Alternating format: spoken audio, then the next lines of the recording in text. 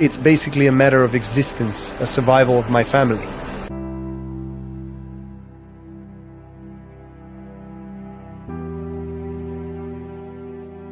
When you want to change a certain habit, science says it takes at least 21 days, right? For the brain to start growing, new neurons that are reprogramming. But if you don't have the right environment, that's going to be very, very challenging. The environment is the one that can be very stimulative to you. It can be really supportive, or it can be pulling you down. So it's super important, even though we always encourage ourselves to be independent in terms of what we do, what we eat, how we sleep, how we lead our lives and what we do and how we can live the best version of our lives possible. But at the same time, we are social beings. We are very tribal beings. And even if it's the smallest community, we still want to belong to that community. We still want this community to support us, even if it's one person or two. But it's super important in the end of the day, because, making tough choices, these are tough choices, because society, when you go out there, super majority of the places where you go to eat or people that you see, it's a kind of a vicious cycle, and they lead their life in a certain way that maybe doesn't coincide or correspond to your choices that you want to make, the new choices, or maybe the new changes. So it's really hard.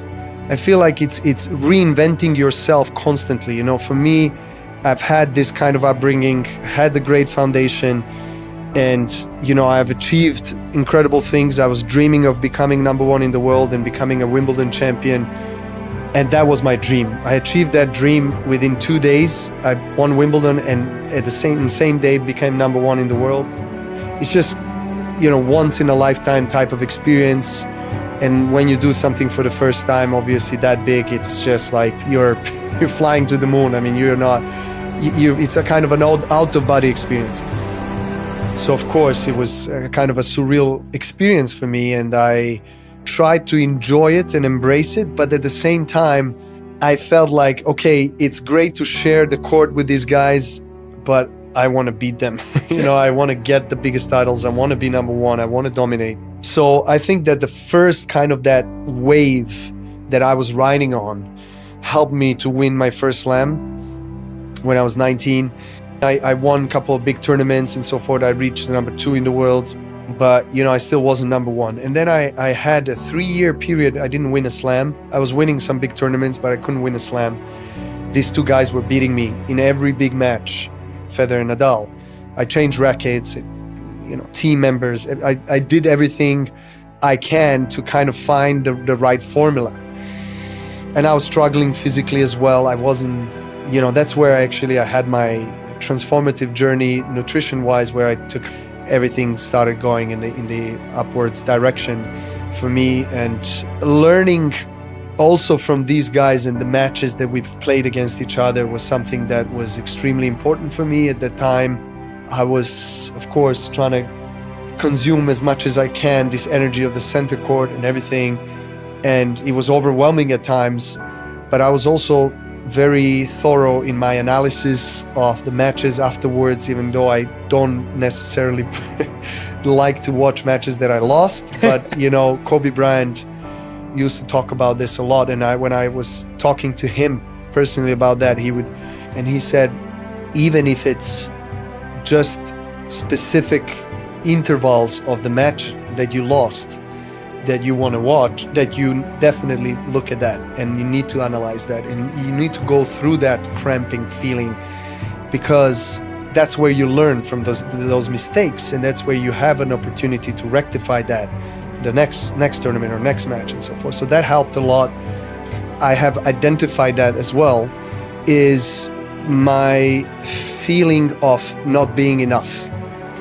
And that goes back to my very, very beginning of my life and my relationship, particularly with my father, and not doing enough, not being good enough, etc., etc. So, and it's kind of the battle that I also go through often, because a lot of people, even closest people in my life, ask me, what more do you want?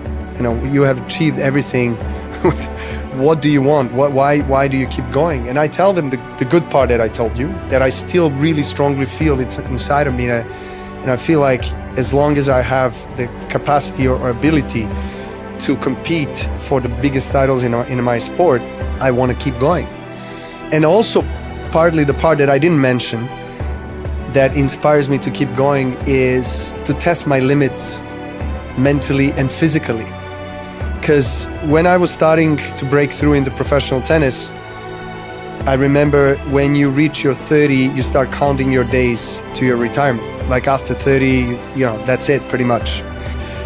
It's also a kind of a curiosity from my side. How far can I go? I'm 38 this year. How long can I push my own limits? And I don't feel like I do have limits. And I feel like the limits are normally constructs in our mind. I've seen the episode you did with Brian Johnson the other day, and then he talked about, he's, by a lot of people's opinion, very extreme. But, he dedicated his own entire life to getting the data and understanding what are the best conditions for the longest living life that he can have for himself, which I think it's something that is admirable, and I give him huge credit for that. And I understand, because as a professional athlete, the care for your body and your mind and the devotion to the daily habits is so tough. That's where it started, and I was like, I was really trying to adapt all of the great things that I could see. And I have a kind of a photogenic memory, and I'm a very visual person. And that was something that was kind of expected, that is kind of common as well, what you do with kids, or with young athletes, right? You watch videotapes, you try to analyze, you try to talk. But, so it taught me to really understand that tennis is not only about hitting a tennis ball over the net and counting score and dreaming about these achievements and winning Wimbledon as our holy grail of tennis, but it's more than that. And I can use tennis as a platform to evolve into a better human being. At that point, I didn't understand that. But then as I was growing older and becoming more mature, I started to understand the importance of doing all of these practices. And I started to expand on each of these topics that I was going through with her. So I'm very curious by nature. So I was really always looking for new ways to improve myself and improve my life on this planet, And I was very lucky to basically have that space also from my parents. It's a kind of a self-discovery through the self-care, through tennis really consumed most of my life. But I'm still surprising and shocking myself on how much I actually need to still work on that. And I still, quote unquote, don't know enough about that world. And it was really hard for me to accept that. I thought, since 10, I basically started working on that and growing the foundation. But it has evolved and has transformed so much for me in terms of how I see myself, how I see the world. And I thought, maybe when I was at the peak of my career and, I felt like I'm unbeatable and I feel like I could do anything. I kind of walking on the water. We all experience that in our own lives in a certain way, and it's a great feeling. But then the ego takes you places where it's hard to come back from. And maybe you shouldn't come back from that. Maybe you're trying to find a balance, find the optimal measure that really works for you. But it took me time to really accept the fact that what I have learned, what I have mastered, and what I'm doing on a daily basis for the last 20 years or more is not necessarily a guarantee that I'll always find a way and that will always work for me in this particular time of my life and circumstances that I'm facing. So that's a huge revelation for me and I'm still trying to get a grasp on it and understand all of these factors that are in play that are challenging me on a daily basis. And when I talk from this perspective, it's a beautiful journey that I'm trying to embrace. But when you are immersed in the dark moment, it's kind of hard to really get out of that. But also other athletes and how, the struggles they had mentally, and particularly the struggles that they had if they have not prepared themselves for that transition. I believe that in some way you cannot fully prepare yourself for that transition mentally. Like, it's going to be a sad day for me when I leave tennis, and it's going to be very emotional, and I know that. But what I'm talking about is basically the adrenaline. That also needs to be filtered or rechanneled somewhere. And I know that I will play sports for the rest of my life because I love sports and being active is essential. But also I feel like you need a challenge. Tennis has consumed most of my life and that's what I know how to do best. But I have very broad interest in a lot of different things, and the industry or the sphere of life, which is called health, wellness and well-being, is my biggest passion. And it's very broad ecosystem or field if you want, as you know, because you're part of it. But it has been my passion for 15 plus years. And, you know, I've always imagined the world where most of the people will take care of themselves, of, you know, how they hydrate, how they eat, exercise, how they manage their sleep, just a healthier world. And of course, it's hard to change everything at the same time. And it, of course, takes a lot of different time because the planet is big and there's a lot of people. But I think taking small steps is very valuable and it has its effect. And the idea is that you're always on a battlefield. And as you said, on the battlefield, you see the best of yourself and the worst of yourself. And often people said that to me when I moved to LA. Everyone's like, why do you want to be in LA? There's so much materialism. There's so much, you know, illusion here. And I said, well, actually, I feel like I'm on the battlefield here. So I see the best of myself and I see the worst of myself. And the worst of myself reminds me to keep going and to keep working on myself. And the best of myself allows me to share my message with the biggest megaphone in the world. And so it's that dichotomy of, actually, when you're looking for spiritual growth, you want to be in a place that reminds you of your weaknesses as much as your strength. Because if you were only reminded of your strength, you'd just have your ego. And if you were only reminded of your weaknesses, well, then you would be depressed or disheartened. But son, it's okay to be bored sometimes. First of all, you had a great active morning and you did a lot of things. Second of all, you know, when you're bored, it doesn't mean that you have to instantly take a book or a screen or anything else. You need to also learn how to be with your thoughts. And if you're not comfortable being bored indoors, go outdoors. Sit on a chair and have some drink and just look at the sky. And I think that's much easier said than done.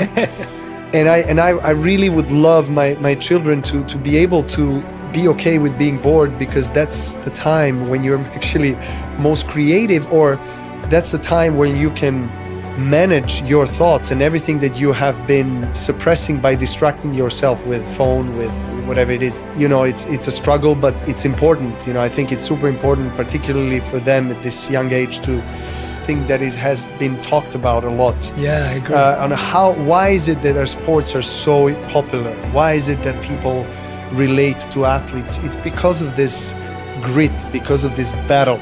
We all go through internal battle on a daily basis, and in sports we can, of course, admire the features of an athlete and the skills and the talent and the abilities, but at the same time we also identify ourselves with those athletes. We feel like, wow, you know, this game or a match, it's in a way a condensed daily life or a condensed life into an hour or 2 or 3, where you start at the beginning, you're even, then you end up, you know, winning or losing, but in the process or journey of the match and the game, you're going through ups and downs. You're going, and particularly in the individual sports, you mentioned Lewis Hamilton, another great legend. You're going through that battle of, you know, trying to win that inner battle where you go through your doubts, your worries, your fears. So all of these elements are part of everyday life of everyday person. And that's why I feel like people relate to sports. And then also they when they go to see sport live, particularly, but also when they watch it on TV, I feel they're able, because they are so connected to the community of that club or that athlete or whatever it is. They feel like all of their problems stop, at least for those hour, 2-3 hours that they are watching, where they feel like they can free themselves of the emotions and the burdens that are kind of wearing them down. But I can see that there's a lot of people that are like, that's why like after a game, they either feel drained or they feel energized. They either feel like they've kind of like collected that energy from the stadium, or they feel like they're completely like a deflated balloon.